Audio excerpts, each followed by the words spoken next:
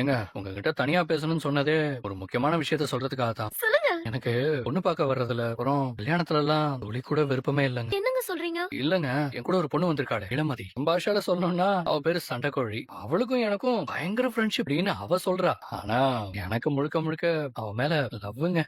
எப்படி சொல்றதுன்னா, என்னங்க சொல்றீங்க? நீங்க லவ் பண்ண பொண்ணையா இங்க கூட்டிட்டு வந்திருக்கீங்க? என்ன பண்றது? என் லவ் தான் ஒத்துக்கவே இல்லையே. அதே நேரத்துல எனக்கு ஒரு நல்ல வாழ்க்கையை அமைச்சு கொடுக்கணும்னு அவ ஆசைப்படுறா. என்ன பண்றது? இதெல்லாம் உங்களுக்கே ஓவரா தெரியல? பாருங்க, ஓவர் நீங்க நினைச்சா அது ஓவர் தான். எனக்கு தானங்க உண்மை தெரியும். நான் ரொம்ப கேவலமான ஒரு ஜந்துங்க. குடிச்சிட்டு ரோட்ல அப்படியே உருடுற ரவுடி. எப்படியாவது இந்த கல்யாணத்தை மட்டும் நீங்களே நிறுத்திடுங்களா? என்ன?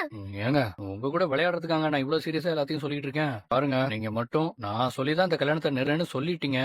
அப்புறம் எனக்கும் இளமதிக்கும் மறுபடியும் சண்டை வந்துடும். அவ இந்த ஊரை விட்டே போயிடுவா. அதே சமயம் எங்க அம்மாவும் என்ன கண்டபடி திட்டுவாங்க. அதனால ஏதாவது ஒரு பொய்ய சொல்லி எங்க லவ் சேர்த்து வைங்களேன். ஒருவேளை உங்களுக்கு கல்யாணம் ஆகி குழந்தை பிறந்தா உங்க பேரையே நான் வச்சிடறேங்க.